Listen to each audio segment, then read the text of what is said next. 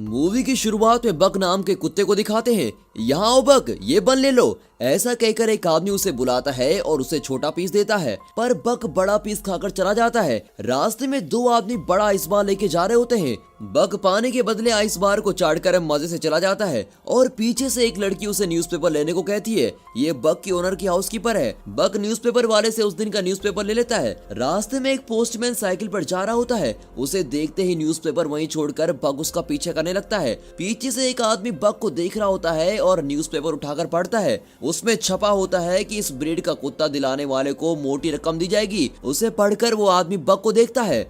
बक postman का पीछा नहीं छोड़ता और कुछ दूर पर बेचारा पोस्टमैन गिर जाता है। वो हाउसकीपर से कहता है कि कुत्ता संभालो मैडम, मुझे मरवाओगी क्या? वो लड़की बक से कहती है, बक तुम घर जाओ और सबको जगाओ, गुड बॉय। बक घर में सबको जगाने के बजाय उन्हें टॉर्चर कर रहा होता है। उन बेचारों के बेड पर कूद कूद कर उन्हें हवा में उड़ा रहा होता है। वो इतनी तेज भागता है कि किचन में रखे कप्स भी वाइब्रेट करने लगते हैं। वहाँ के कुक्स भी बक की आवाज सुनते ही सारा खाना छुपा देते हैं और अब बक तेजी से किचन में आता है तो वहाँ खाने की कोई चीज नहीं दिखाई देती। बेचारा बक बेबस होकर नौकरों को देखने लगता है, लेकिन वे बक को कुछ नहीं देते और उसे बाहर भगा देते हैं। फिर बक को उसका ओनर घर के बाहर लेके जाता है और दरवाजा बंद कर देता है, पर बक खिड़की से अंदर आने के लिए फिर से कूद रहा होता है। पर ओनर कहता है कि आज के दिन तुम बाहर रहोगे और तुम खुद ही डिसिप्लिन सीख जाओगे। इतने में बक एक खरगोश को देखता है और उसके बिल तक उसका पीछा करता है। फिर वो अपना सर बिल में घुसा देता है। जब वो सर बाहर निकालता है तो देखता है कि वहाँ बहुत सारे लोग आ रहे हैं। तब पता चलता है कि घर में मेहमान आए हैं और उन्हीं के लिए शानदार दावत तैयार हो रही है। अब लॉन में सारा खाना सेट कर दिया जाता है, जिसे देखकर बक खुशी से झूम उठता है। तभी सारे गेस्ट ग्रुप फोटो खिंचवा रहे होते हैं। तभी क्लिक करते वक्त मुंह में एक लेग पीस लिए बक बीच में आकर फोटो के लिए पोज करता है और सभी चौंक कर बक को देखते हैं। फिर टेबल को देखते हैं तो लगता है जैसे खाने पर बवंडर गुजरा हो। ओनर गुस्से में बक के मुंह से लेग पीस खींचता है, पर उसके हाथ में सिर्फ हड्डी आती है। स्मार्ट बॉय बक ने मांस ऑलरेडी खा लिया होता है। उस रात ओनर उसे डांटता है कि एक दिन भी तुम डिसिप्लिन फॉलो नहीं कर सकते क्या?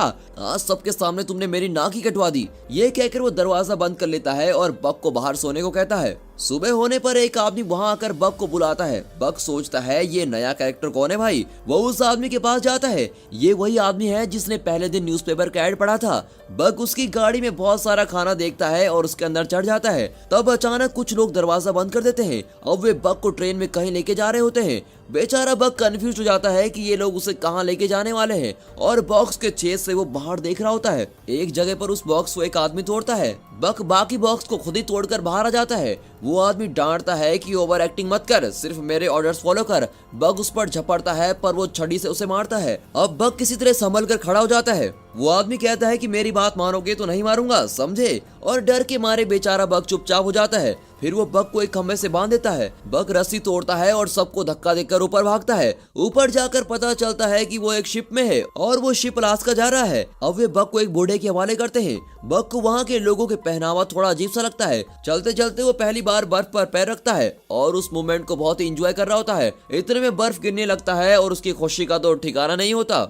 कुछ दूर पर वो जॉन नाम के एक बूढ़े से टकराता है। जॉन उसे देखकर चला जाता है, पर उसका माउथ ऑर्गन गिर जाता है। बक उसे उठाकर जॉन का पीछा करता है। अब जॉन शिप पर चढ़ जाता है और मुड़कर देखता है कि बक के मुंह में उसका माउथ ऑर्गन है। वो अपना माउथ ऑर्गन ले लेता है।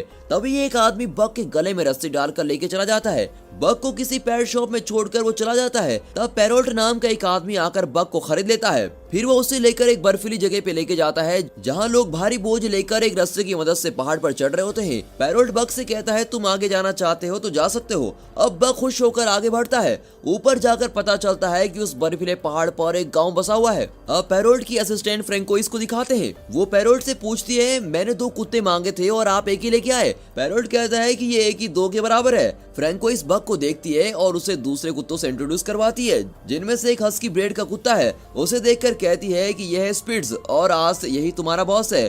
फिर वे कुत्तों को एक गाड़ी से बांध देते हैं और कुत्ते तेज दौड़ने लगते हैं। बक काम पर नया होने के कारण पहले डगमगाता है और सारे कुत्ते एक और भाग रहे होते हैं और बक किसी दूसरी डायरेक्शन में भाग रहा होता है। कुछ दूर पर गाड़ी उलटकर गिर जाती है। अगले दिन फिर से उसी तरह कुत्ते बांधे जाते हैं और वे कुछ पार्सल डिलीवर करते हैं। रात को सारे कुत्ते फिश खा रहे होते हैं। तब स्पिट्स बिल्कुल एक बॉस की तरह दूसरे कुत्ते का फिश छीनकर खाने लगता है। ये देखकर बक उस बेचारे को अपना फिश दे देता है। उसकी रहमदिली देखकर बाकी कुत्तों के दिल में बिग बी का गाना तेरे जैसा यार कहाँ कहाँ ऐसा याराना ये प्ले हो रहा होता है। अब अगले दिन वहाँ का तालाब फ्रीज हो जाता है। उसमें छोटा गड्ढा बनाकर स्पिट्स अकेला पानी पीता है और दूसरे कुत्तों को पीने नहीं देता।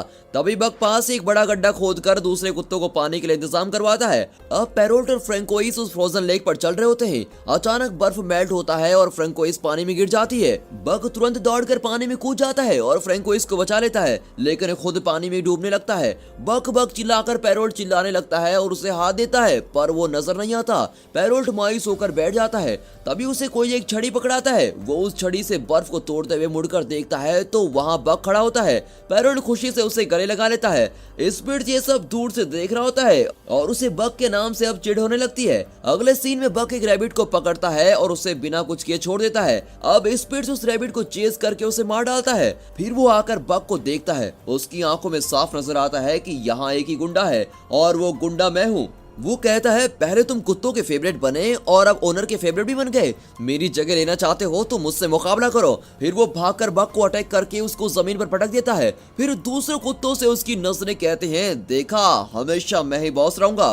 बाकी कुत्ते डर के मारे फ्रीज हो जाते हैं। अब बक उठकर स्पिट्स को घूरता है। स्पिट्स फिर उसे अटैक करने जाता है, पर इस बार बक उसे ऊपर उठाता है और फट से जमीन पर पटक देता है। स्पिट्स डर जाता है और इस तरह बक उनका नया डॉन बन जाता है। अगले दिन पैरोल्ट गाड़ी तैयार करके स्पिट्स को ढूंढता है, पर वो कहीं नजर नहीं आता। पैरोल्ट दूसरे कुत्ते को उसकी जगह पर बांधता है, पर वो कुत्ता नखरे करने लगता है।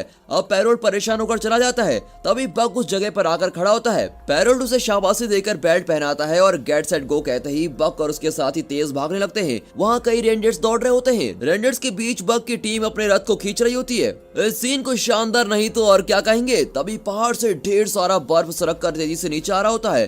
भागते भागते बक कुछ प्लान कर रहा होता है। पैरोल्ट चिल्लाता है, पर बक सीधे पहाड़ की ओर दौड़ता है।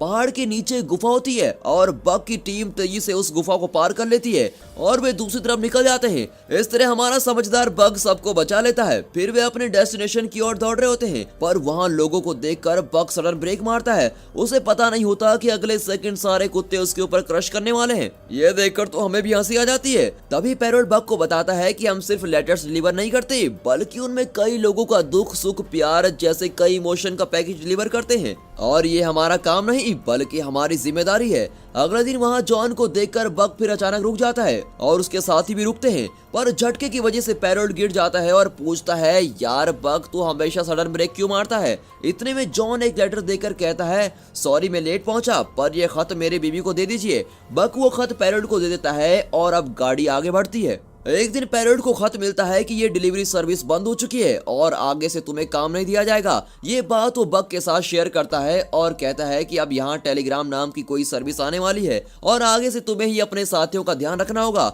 ये कहकर पैरोल्ट और फ्रैंकोइस उदास होकर वहाँ से चले जाते हैं। बक और उसके साथी भी उदास हो जाते हैं। फिर वहाँ हल नाम का आदमी आकर सबको अपनी गाड़ी से बांध देता है और गाड़ी में बहुत भारी चीजें रख लेता है। बक की टीम से बिल्कुल भी खींचा नहीं जाता। हल बक को छड़ी से मारने ही वाला होता है कि इतने में जॉन आकर वहाँ खड़ा होता है और बक को सहलाता है। फिर वो देखता है कि गाड़ी गड्ढे में फंसी हुई है और कहता है ये देखे बिना ही तुम बेचारे को मारने चले थे। ये कहकर वो गाड़ी को रिलीज करता है। फिर बक की टीम गाड़ी को खींचकर लेके जाती है। कुछ दूर पर वे पहाड़ पर चढ़ रहे होते हैं, पर बक की टीम उतना भारी वजन नहीं उठा पाती। सभी कुत्ते थक जाते हैं और बेचारे सिगड़ कर नीचे गिर जाते हैं। तब हल उन्हें बेरहमी से मारता है, पर उनसे उठा ही नहीं जाता। फिर वो बक को शूट करने वाला होता है। इतने में जॉन वहाँ पहुंच जाता है और गुस्से में उसे धक्का दे देता है। फिर वो गन दिखाकर उसे डराता है।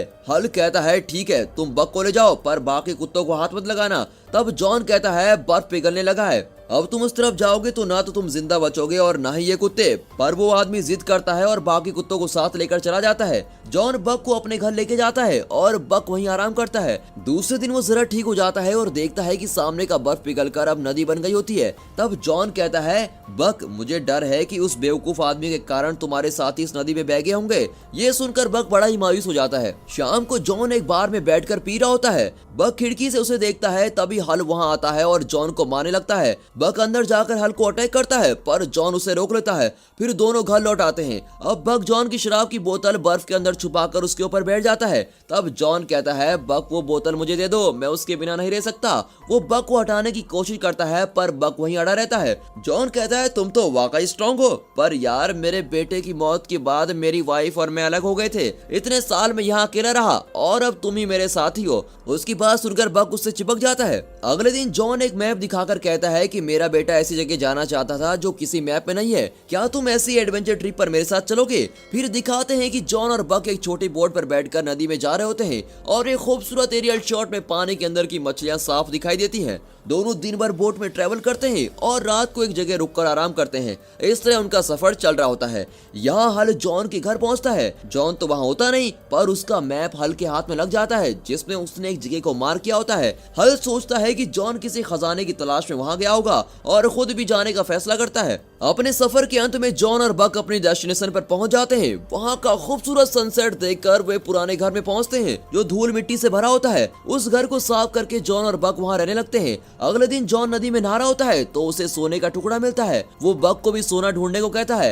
अब बक ढूंढकर एक पत्थर निकाल कर लाता है। जॉन कहता है उतना बड़ा नहीं बक, ऐसे छोटे छोटे टुकड़े हो तो मुझे दिखाओ। बक पत्थर फेंक देता है और अब की बार सोने का बड़ा सा टुकड़ा निकलता है, पर वो सोचता है कि जॉन को तो छोटा पत्थर चाहिए, इसलिए वो सोने को फिर से पानी में फेंक देता है। जॉन कहता है मेरे बेटे ने जो कहानियां पढ़ी थी वो शायद सच्ची हैं, इस जगह पर सोना ही सोना है। तभी बक वहाँ भागती हुई सफेद भेड़िनी का पीछा करता है। इतने में एक ग्रिजली बियर आकर बक को डराने लगता है और अब बक डरकर जंगल की ओर भागता है। अब वो सफेद भेड़िनी आकर बक के पैर पर मारकर भाग जाती है। बक अपना पैर उस भेड़िनी के फुटप्रिंट पर रखता है तो देखता है कि दोनों एकदम मैच होते हैं। अब बक को लगता है कि अरे ये तो मेरी नस्ल की लगती है। अगली सुबह बक नदी के किनारे लेटा होता है। भेड़ियों का एक झुंड वहाँ किसी सुअर का शिकार कर रहा होता है। उनमें से एक भेड़िया नदी में गिर जाता है और पानी के साथ खींचा चला जाता है।